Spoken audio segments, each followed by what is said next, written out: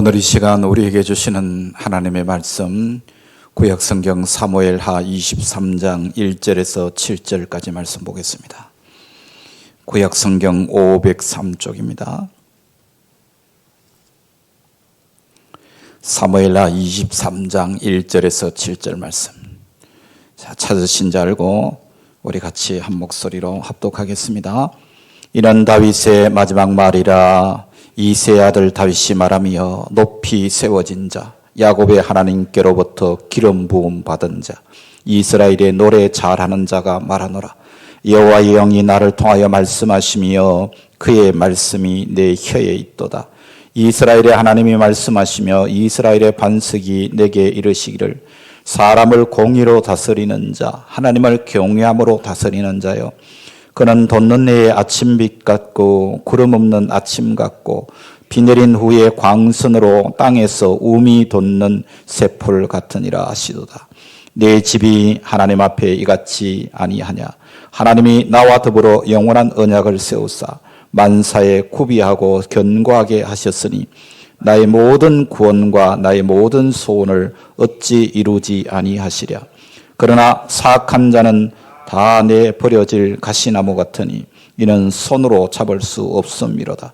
그것들을 만지는 자는 철과 창자루를 가져야 하리니 그것들이 당장에 불살리리로다 하니라. 아멘. 아멘. 할렐루야. 오늘 또 예배 자리에 나온 우리 성도 여러분들을 주님의 이름으로 축복합니다. 오늘 또 이 예배 시간 한 시간이 여러분에게는 귀한 은혜의 시간, 축복의 시간이 되기를 바랍니다. 말씀을 통한 은혜가 여러분들에게 충만하시기를 축복합니다. 이 시간 좌우 옆 사람, 앞뒤 사람 인사 나누겠습니다. 사랑합니다. 축복합니다. 네, 감사합니다. 자, 우리가 지난 시간에 본 대로 다윗은 마지막 노래, 유언적인 고백을 통해서 먼저 자기 자신에 대한 고백적인 찬양을 드렸다는 것을 우리가 보았습니다. 1절에서 우리가 본 대로 다윗은 자기 자신에 대해서 세 가지로 표현하는 것을 우리가 볼 수 있었죠. 1절 다시 한번 보시기 바랍니다. 이는 다윗의 마지막 말이라. 이새의 아들 다윗이 말하며 높이 세워진 자, 야곱의 하나님께로부터 기름 부음 받은 자, 이스라엘의 노래 잘하는 자가 말하노라. 원래 사람은 높은 사람이 아니었는데, 존귀한 자가 아니었는데 하나님이 나를 축복하셔서 나를 높이 세우셨다라고 하는 이 간정이 있는 사람이 인생을 성공한 사람이라고 저는 믿습니다. 그리고 다윗이 기름 부음 받았다 그랬죠. 성령의 기름 부음이죠. 기름 부음으로 다윗은 물론 고난 속에 들어갑니다. 그러나 그 거칠고 악한 옛 성품을 가지고 사는 그를 기름 부으셔서 다듬고 정결케 하셔서 하나님의 일꾼으로 만들어 가시기 위해서 성령께서 다윗을 이끄셨다는 것을 고백하는 내용이 기름 부음 받았다는 것을 이야기하는 것이죠. 그리고 또 자신을 노래 잘하는 자로 표현합니다. 다윗 속에는 하나님이 충만했던 것입니다. 우리가 다윗의 시편들을 읽어보면은 그가 고난당했을 때, 그가 쫓길 때, 그가 향수병에 걸려서 정말 마음의 갈등이 일어날 때, 동굴 속에 갇혀서 숨이 막힐 때, 또 그리고 수치를 당할 때, 이웃 나라에 도망가서 모욕당할 때, 죄짓고 회개할 때, 어떤 위기와 어떤 형통함에서도 그의 삶의 구비마다 찬양과 고백이 계속 흘러나왔던 것입니다. 인생이 밤처럼 어두운 때도 다윗은 하나님을 향한 찬양이 끊이지 않았던 것이죠. 그래서 우리가 지난 시간에 본 대로 이새의 아들 야곱의 하나님께로부터 기름 부음 받은 자, 이스라엘의 노래 잘하는 자, 다윗의 자기 고백에서 다윗이 자기가 어떤 사람인지를 잘 표현하고 있는 것을 우리가 지난 시간에 보았습니다. 그래서 이 다윗의 마지막 말이라는 이 제목은 솔로몬의 전도서와 같이 다윗 인생 말년에 자신의 인생을 회고하면서 전하는 유언적인 노래라는 것을 분명히 밝히고 있는 것이죠. 우리가 지난 시간에 1절 말씀만 보았습니다만 아쉬워서 제가 뒤에 견이어 이 말씀을 오늘 계속 보도록 하겠습니다. 그 다음에 두 번째로 오늘 다윗이 하나님에 대한 고백을 노래를 2절에서 부르는 것을 보겠습니다. 2절을 다 같이 읽어보겠습니다. 여호와의 영이 나를 통하여 말씀하시며 그의 말씀이 내 혀에 있도다. 아멘. 여러분, 다윗은 여호와의 말씀이 자기의 혀에 있다고 고백함으로써 여호와께서 자기를 통해서 말씀하고 계신다는 것을 분명히 밝히고 있는 거예요.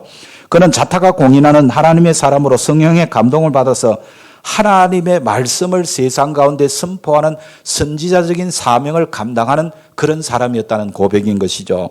그래서 예수님은 모든 성도에게 하나님의 말씀을 가르치고 선포하라는 이 선지자적인 사명을 우리에게 주셨습니다.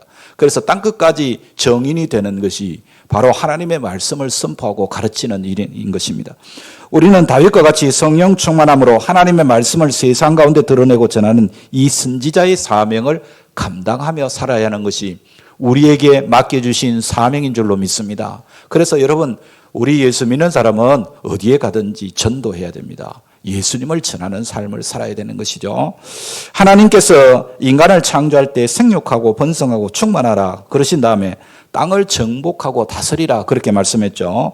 그러니까 이 사람은 이 지상의 역사를 다스리고 정복해야 할 하나님의 대행자들이라는 것을 우리가 분명히 알아야 되는 것입니다. 우리가 어떻게 세상에 영향을 끼치며 살 수 있는가? 하나님께서 땅을 조성하시고 하나를 만드실 때에 하나님께서 뭘로 이 세상을 창조하시고 조성하셨습니까? 말씀입니다. 말씀. 그러니까 하나님의 말씀하심이 곧 창조였다는 것이죠. 그 일을 대행하기 위해서 우리 인간을 세우셨다는 말입니다. 사람도 역시 말로 여러분 창조의 행위를 세워가는 것입니다. 그래서 말하는 언어 생활이요 너무너무 중요합니다. 우리도 하나님이 말씀하신 것처럼 말해야 됩니다. 하나님이 보는 관점에서 우리가 말할 수 있는 자가 바로 믿음의 성도라는 것을 여러분 한순간도 잊어버리면 안 됩니다. 그래서 사람이 사용하는 언어가 얼마나 중요한지 모릅니다. 말의 가치를 우리가 깊이 생각해야 됩니다. 혹시 여러분들 시간 나시거든, 시간을 내서라도 여러분 오늘 말씀을 듣고 난 다음에 야고보서의 말씀 한번 읽어보시기 바랍니다. 이 야고보 사도는 예수님의 동생이죠. 이 야고보 사도가 말의 중요성에 대해서 얼마나 심각하게 이야기하고 있는지 모릅니다. 여러분, 하나님을 대행해야 할 사람들이 말로 다른 사람을 저주하고 정죄하고 심판하고 제멋대로 말하는 잘못을 범하고 있다. 이건 참으로 안타까운 일인 것입니다. 그래서 우리의 언어 생활을 교정을 좀 해야 됩니다. 여러분, 하나님은 지금도 말씀으로 세상을 주관하고 계시고 그 말씀을 우리의 혀에 주셔서 이 말씀을 통해서 우리가 하나님의 그 역사, 창조의 역사를 우리가 지금도 그 일을 감당하고 있다는 것을 기억해야 되는 것이죠. 히브리서 1장 3절의 말씀에 보면 그의 능력의 말씀으로 만물을 붙드시며 그렇게 표현했습니다. 그러니까 하나님께서 만물을 말씀으로 붙들고 계시다는 것이죠. 그래서 오늘 본문 2절에 다윗이 뭐라고 표현했어요? 여호와의 영이 나를 통하여 말씀하시며 그의 말씀이 내 혀에 있도다. 그렇게 말했습니다. 여러분, 정말 좀 좋은 말, 예쁜 말, 칭찬하는 말, 격려하는 말, 세워주는 말 많이 하시길 바랍니다. 여러분의 남편에 대해서 어떻게 표현하십니까? 여러분의 아내에 대해서 여러분 어떻게 표현하십니까? 여러분의 자녀에 대해서 어떻게 말합니까? 여러분 교회 오셔서 여러분 성도들 간에 서로 간에 혹은 목회자와의 관계에서 목회자에 대해서 여러분들 어떻게 말하고 계시는지 모르겠습니다. 여러분 말이 너무너무 중요해요. 그래서 민수기 14장 28절 하나님께서 말씀하셨어요. 그들에게 이르기를 여호와의 말씀에 나의 삶을 가리켜 맹세하노니 너희 말이 누구의 말이? 우리의 말이 하나님의 귀에 내 귀에 들린 대로 내가 너희에게 행할 것이다 말씀하셨어요. 그러니까 우리의 말이 하나님께 들리게 되고 그 말대로 하나님이 실행하겠다는 너무나도 귀한 말씀을 주시고 있는 것이죠. 여러분, 하나님의 말씀이 다윗이 자기 혀에 있다고 고백하고 있어요. 우리의 혀를 사용하셔서 하나님의 말씀하시는데 우리가 하나님의 말씀을 대언해야 됩니다. 남편에 대해서도 아내에 대해서도 그리고 이웃들을 향해서도 또 우리 교우들을 향해서도 우리가 하나님의 대행자가 되어야 되는 것입니다. 에스겔 37장에 보면 하나님은 에스겔에게 마른 해골 뼈들을 향해서 마른 뼈와 그 해골들을 향해서 말씀을 대언하라 그렇게 표현했어요. 말씀을 대언해라. 여러분, 사람이 하나님을 대신해서 말씀을 대언하니까 생기를 거기에 불어넣으니까 해골들도 여호와의 군대로 세워지는 것입니다. 죽은 자가 군대를 이루는 놀라운 역사가 하나님의 말씀을 대언할 때에 거기에서 그런 역사가 나타나더라는 것이죠. 여러분, 우리 가정을 견고하게 세우기를 원하십니까? 우리 교회가 부흥하고 우리 교회가 온전하게 하나님이 기뻐하시는 교회를 세우기를 원하신다면 여러분의 남편, 아내, 자녀 혹은 목회자, 성도들에게 하나님의 말씀으로 경외해서 그 선지자의 사명을 바르게 감당하는 저와 여러분의 삶이 되기를 축복합니다. 여러분, 죽이는 말을 하면은 절대로 생명이 살아나지를 않습니다. 저주하는 말에는 절대로 복을 기대할 수 없다는 것이죠. 하나님의 말씀이 우리의 혀에 있는 것입니다. 그러므로 우리는 축복의 말을 많이 하셔야 됩니다. 잘 되는 말, 격려하는 말, 칭찬하는 말, 사랑하는 말을 우리가 자꾸 해야 되는 것이죠. 어릴 때부터 부모로부터 격려와 축복의 말을 많이 듣고 자란 아이들이 건강하게 성장합니다. 여러분, 위로의 말 혹은 격려하는 말, 축복의 말로 생명을 세워갈 때에 우리에게 놀라운 하나님의 역사가 나타날 줄로 믿습니다. 그래서 우리 교회가 부흥하기를 원한다면 부정적인 말, 그리고 또 남을 비방하고 저주하고 욕하고 하는 그런 말은 이제는 삼가고 서로가 서로를 격려하는 그런 교회가 되기를 바랍니다. 여러분의 가정에도 서로가 서로를 축복하고 격려하십시오. 여러분, 새해 설날 잘 지내셨죠? 설 지낼 때 나누는 덕담이 뭡니까? 세배하면은 자손들에게 뭔 덕담을 하시나요? 그래, 올해도 잘 되라. 올해도 건강해라. 올해도 복 많이 받아라. 그런 격려, 덕담을 나누지 않습니까? 그게 뭐냐면 그렇게 격려하는 것이 설날만 하는 것이 아니라 우리의 모든 삶 속에서 그런 역사가 일어나야 되는 것이죠. 그 다음에 두 번째로 3절 말씀을 한번 보시기 바랍니다. 같이 읽어봅니다. 이스라엘의 하나님이 말씀하시며 이스라엘의 반석이 내게 이르시기를 사람을 공의로 다스리는 자, 하나님을 경외함으로 다스리는 자여. 자, 이스라엘의 하나님이 말씀하시며라고 했죠. 나의 하나님이 아니라 누구의 하나님? 이스라엘의 하나님. 내가 하나님과 만남으로 말미암아 신앙은 출발했습니다. 그러나 이 신앙은 공동체적인 하나님을 고백하는 수준이 되어야 되는 것입니다. 주 예수를 믿으라. 주 예수를 믿는 것은 누가 믿습니까? 내가 믿어야 되죠. 근데 내가 처음 예수 믿는 믿음에서 출발합니다. 그러나 그리하면 너와 내 집이 구원을 얻으리라. 내가 예수를 믿었는데 나 때문에 우리 집이 다 구원을 받는 역사가 일어나는 것이죠. 그래서 하나님의 구원 약속, 하나님의 축복의 최소의 파장이 어디냐면 가정입니다. 개인에서 멈추는 것이 아닙니다. 나는 예수 잘 믿는데 남편이 문제가 많다가 아닙니다. 내가 받은 축복이 남편에게 전달되고 우리 아이들에게 전달되고 이 축복이 내 주변에 있는 사람들에게 전달되고 교회 공동체와 심지어는 나라와 민족에까지. 그래서 고백하기를 나의 하나님이 우리 가정의 하나님, 나의 하나님이 이스라엘의 하나님이라는 이 고백을 다윗이 하고 있는 거예요. 하나님께서 우리를 부르실 때 우리를 복의 근원으로 부르셨습니다. 그러니까 나 혼자만 잘 먹고 잘 살라고 부르신 게 아니죠. 하나님은 하나님이 받은 그 축복은 반드시 나에게만 멈추는 것이 아니라 이것이 가물처럼 흘러나가야 되는 것입니다. 안식일을 지킬 때 너 혼자 쉬라고 말씀하지 않았어요. 내 아내와 내 자녀들과 내 남종과 여종과 내 육축과 내 문 안에 유하는 손님까지라도 이 안식일에 동참하라고 하셨어요. 그러니까 나만 안식일을 지키고 나만 주일을 지키면 되는 것이 아니에요. 우리 모든 가족이 이 주일을 거룩하게 지키는 자가 되어야 되는 것이죠. 그리고 안식일에는 안식년에는 땅을 경작하지 못합니다. 여러분 7년마다 한 번씩 돌아오는 그 안식년에 농사를 짓지 못한다면 어떻게 되겠어요? 자연적으로 거기에 지난해 떨어졌던 씨앗이 자연 소출이 일어나게 되겠죠. 이방인들 정처 없이 돌아다니는 나그네들 심지어 덜짐승들이 그걸 먹도록 내버려 두라는 거예요. 예. 그러니까 무슨 얘기냐면 안식일과 안식년의 복을 누리는 사람은 내가 싫어했던 사람 미처 돌볼 수 없었던 내 손길이 미치지 않는 사람에게까지 무언가를 줄 수 있는 이 축복이 뭐냐면은 하나님께로부터 복받은 자의 삶의 모습이라는 사실이에요. 예. 요한복음 7장 38절 말씀 여러분 아시죠? 나를 믿는 자는 성경의 이름과 같이 그 배에서 생수의 강이 흘러나리라 그랬습니다. 여러분, 강은 자기를 위하지 않습니다. 그 강이 많은 논과 밭에 물을 공급함으로써 논과 밭을 그리고 많은 생명을 살리는 것이 강이에요. 여러분, 이게 하나님께서 우리에게 주신 축복의 기본입니다. 다윗 때문에 이스라엘이 복을 받는 것이죠. 요나 한 사람이 잘못함으로 말미암아 배에 있는 모든 사람이 위기를 당했어요. 공동체적입니다. 아간이 잘못했기 때문에 그 집안에 있는 모든 사람이 죽임을 당했습니다. 그러나 내가 생명 안에 있고 내가 축복 안에 있고 내가 복음을 갖고 있으면 나로 인하여 주변에 있는 사람들이 다 유익을 받는 것입니다. 왜냐하면 우리가 복의 근원으로 부르심을 받았기 때문인 것이죠. 지난 나의 생애를 뒤돌아보면서 나 때문에 유익을 얻은 사람이 몇 사람이나 되는가 한번 헤아려 보시기 바랍니다. 나로 인하여 예수 믿고 나로 인하여 구원받고 나로 인하여 정말 하나님께로부터 복받은 사람이 얼마나 될까? 여러분 정말 이것이 우리에게는 너무나도 복인 것이죠. 그리고 또 3절에 또 하나의 고백이 있습니다. 뭐냐면 이스라엘의 반석이 내게 이르시기를 그랬습니다. 이스라엘의 반석입니다.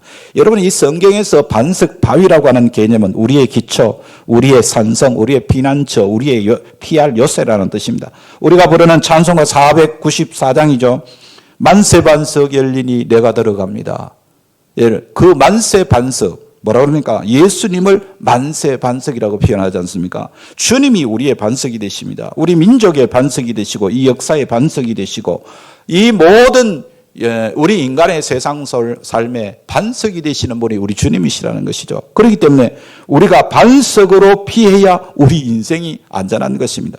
그러나 경고하지 못한 것, 금방 없어져 버릴 것, 잠시 후에 사라져 버릴 것에 의미를 두고 살게 되면 우리 인생은 모래 위에 집을 짓는 것과 같은 어리석은 인생을 살 수밖에 없는 것입니다. 예수 그리스도가 반석 되심을 믿고 고백하는 성도들이 다 되실 수 있기를 주의 이름으로 축복합니다.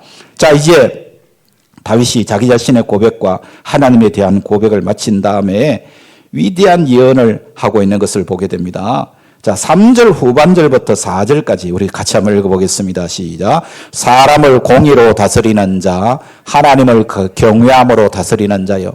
그는 돋는 해의 아침빛 같고 구름 없는 아침 같고 비 내린 후에 광선으로 땅에서 우미 돋는 새풀 같으니라 하시도다. 여러분 하나님 나라의 특징이 뭐냐면 하나님의 공의의 다스림입니다. 여러분 사람을 다스릴 때 어떤 자기 기분으로 정으로 감정으로 대하는 것이 아닙니다. 오늘 기분 좋으면 아주 잘해줬다가 기분 나쁘면 버리는 것이 아니라 공의의 하나님이 공의로우심으로 사람을 다스린다. 이게 하나님 나라의 특징인 것이죠. 그래서 사람을 공의로 다스리는 자, 하나님을 경외함으로 다스리는 자요.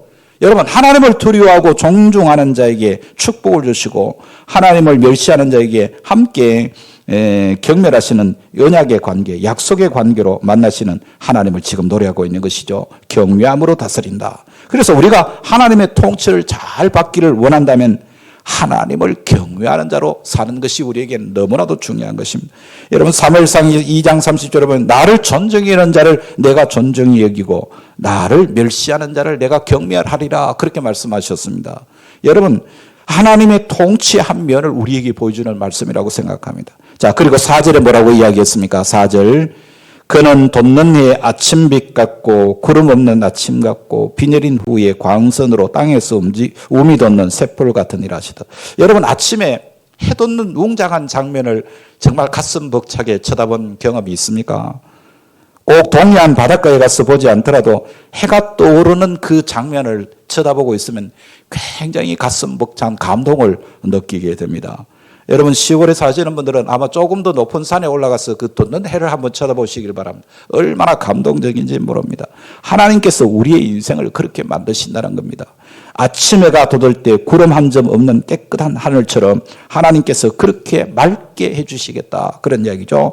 비 내린 후에 광선으로 땅에서 우미 돋는 새풀 같으니라 하시도다.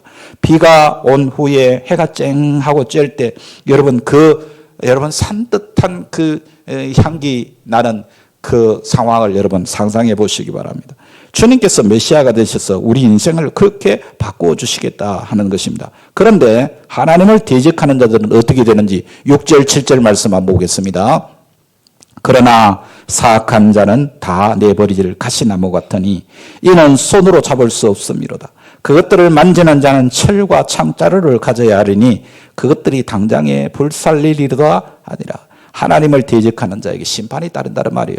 여러분 하나님의 질서를 거스르는 자에게는 어려움이 올 수밖에 없다라는 말씀입니다. 자, 그래서 다시 5절을 보시겠습니다. 5절을 보시면은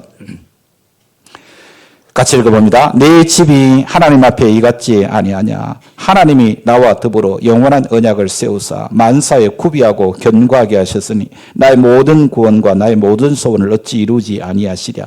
반드시 하나님이 약속하신 것은 성취하신다 그 말입니다. 언약에 근거한 우리의 삶입니다. 그러니까 하나님의 약속을 붙잡고 사는 것이 우리의 신앙생활인 것입니다. 왜 하나님의 말씀인 성경을 우리가 열심히 읽고 묵상해야 되냐면은 거기에 하나님의 모든 약속이 다 담겨 있기 때문인 것이죠. 다윗은 이 하나님의 약속을 붙들고 기도하고 노래하고 그리고 신앙의 삶을 살아왔다 그런 이야기입니다. 다윗이 소유했던 그런 하나님의 은혜는 오늘날 예수 그리스도를 믿는 성도된 우리가 소유한 언약이기도 한 것입니다. 왜냐하면 예수 그리스도는 그분의 이름을 믿는 자들에게 구원을 선물하실 뿐만 아니라 그들을 당신의 나라로 인도하셔서 그 모든 소원을 들으시고 성취해 주시는 참된 목자요 보호자가 되시기 때문인 거죠. 그렇습니다. 사실 우리는 구원도 어떤 신령한 소망도 가질 수 없는 하나님의 은혜와는 거리가 먼 자들로 살아왔었습니다. 그런데 우리는 이제 하나님이 우리를 불러주시고 택하여 주셔서 예수 그리스도를 통해서 그 모든 것을 소유한 자, 이 복음을 통해 새 언약을 소유한 믿음의 사람이 된 줄로 믿습니다. 이것이 하나님께서 우리에게 주신 가장 귀하고 큰 복입니다. 여러분 아마 인생을 다 살고 하나님 앞에 서게 되는 그날 내가 정말 이 땅에서 예수 믿고 믿음으로 산 것이 너무나도 귀한 일이었구나. 정말 하나님께 할렐루야 찬송 부를 날이 우리 앞에 이를 줄로 믿습니다. 그 믿음으로 승리하셔야 합니다. 그러므로 여러분 이제 우리는 예수 그리스도로 의언으로 인하여 하나님으로부터 구원과 소원 성취 언약을 받은 자들로서 항상 예수 그리스도를 사모하고 하나님께 찬송과 영광을 돌려드리고 또 하나님의 뜻대로 행하기로 힘쓰는 그런 삶을 살아야 할 줄로 믿습니다. 하나님의 말씀이라면 그 말씀을 붙들고 정말 죽기까지 그 말씀의 은혜의 삶을 살아가기로 힘쓰는 자가 되어야 되는 것입니다. 여러분 왜 하나님께서 다윗을 사용하셨습니까? 다윗이 훌륭한 인격을 가지고 혹은 남다른 깨끗한 생활을 살았기 때문이 아닙니다. 여러분 이걸 잘 아셨어야 합니다. 다윗은 하나님을 만났을 때부터 그의 생애가 하나님의 생명으로 채워지기 시작했습니다. 그러니까 고난과 역경을 통해서 다루심 받고 정결케 되고 깨끗해진 그 마음속에 하나님의 생명이 점점 채워지기 시작한 것이죠. 그러니까 하나님으로 충만하게 채워지니까 사건을 경험할 때마다 거기에 하나님께 대한 노래가 나오기 시작합니다. 찬양이 나오고 메시아 왕국에 대한 선포의 메시지가 나오기 시작하는 것이죠. 그가 말할 때마다 하나님을 말합니다. 그가 노래할 때마다 하나님의 놀라우신 업적과 그 계획을 선포합니다. 그가 행동할 때마다 하나님이 하시는 것처럼 행동했습니다. 하나님을 대행해서 이 땅에 하나님 나라를 건설합니다. 이것이 다윗을 쓰신 하나님의 그 부르심의 목적이었던 것입니다. 오늘 우리도 정말 우리의 인격이 탁월하지 못하다고 할지라도 우리도 다윗처럼 하나님 만났고 그리고 또 성령의 기름 부으심과 성령의 인도하심을 받고 있다면 우리도 반드시 정결하게 되어야 합니다. 옛사람이 깨지고 그리스도의 인격으로 형상으로 바뀌어야 합니다. 하나님의 생명이 내 속에 채워지면 내가 말할 때마다 나를 말하지 않고 바로 내 감정 표출하지 않고 하나님을 드러내고 하나님을 찬양하는 자가 되게 되는 것이죠. 하나님이 말씀하신 것처럼 내가 말하고 하나님이 지금 내게 역사하신 것을 내가 찬양하는 것입니다. 여러분 베드로의 신앙 고백 잘 아시죠? 예수님은 살아계신 하나님의 아들이요 그리스도라고 고백했습니다. 그렇습니다. 우리도 많은 사람에게 인정받지 못하는 연약한 존재지만 굉장한 일을 하지 못한 존재라고 하지만 우리도 예수님을 살아계신 하나님의 아들로 그리스도로 고백하게 되면 하나님이 우리의 생애도 아브라함처럼 다윗처럼 귀하게 사용해 주실 줄로 믿습니다. 다윗이 이제 자기 인생 마감하면서 자기 역사가 끝나가는 것을 인식하면서 마지막으로 불렀던 이 노래를 여러분 다시 깊이 묵상해 보십시오. 하나님 부족하고 죄 많은 나를 이렇게 존귀하게 세워주시고 내게 기름 부으시고 나를 통해서 노래하게 하셨습니다. 하나님은 나를 통해서 말씀하셨고 이스라엘의 하나님이 되시고 나의 반석이 되심을 찬양합니다. 여러분 우리가 인생 마칠 때 자기 삶에 대한 후회가 없는 사람이 누가 있을까요? 아무리 위대한 인물이라고 할지라도 그 만년에는 회한이 있을 것이고 그 마지막을 후회 없이 살았다고 큰 소리 칠 사람 몇 사람 될까? 여러분 이스라엘 역사상 가장 큰 영광을 누렸던 솔로몬 왕도 자기가 누렸던 그 영광과 영화 또한 사랑도 모두 헛된 것에 불과하다고 마지막 전도서를 기록하면서 그것을 그렇게 고백하는 것을 보게 됩니다. 그러나 다윗이 마지막으로 불렀던 오늘 본문의 노래를 보면 하나님을 향한 참 소망과 감사가 전부라고 해도 과언이 아닐 정도로 이 다윗은 정말 아름다운 마지막을 마무리하고 있는 것을 보게 됩니다. 다윗이 일생을 하나님의 은혜 아래서 후회 없이 살다가 미래에 대한 확고한 소망 가운데 그 인생을 마감하는 그야말로 믿음의 승리자다운 의연한 모습을 우리에게 보여주고 있는 것이죠. 일생을 후회 없이 그것도 죽음 앞에 두고도 미래에 대한 아름다운 소망을 가진 채 인생을 마감할 수 있다는 것이 얼마나 놀랍고 아름다운 일이겠습니까? 그러므로 여러분, 우리도 다윗처럼 마지막에 웃는 자, 마지막까지 여러분 소망 가운데 기쁨을 노래할 수 있는 삶을 사는 참된 믿음의 승리자들이 다 되시기를 주의 이름으로 축복합니다. 우리도 지난 세월을 되돌아보면 다윗처럼 하나님이 나를 예수 그리스도 안에서 주님으로 믿게 하시고 이렇게 만져주시고 하나님의 은혜 내게 이런 모습으로 역사하셨고 장차 이런 역사 가운데 하나님께서 나를 기쁨으로 받아주실 줄로 믿습니다라는 이 다윗의 마지막 찬양이 저와 여러분의 인생 마지막 고백, 마지막 간증, 마지막 찬송이 될 수 있는 복된 삶을 살아가는 우리 성도들이 되시기를 주의 이름으로 축복합니다.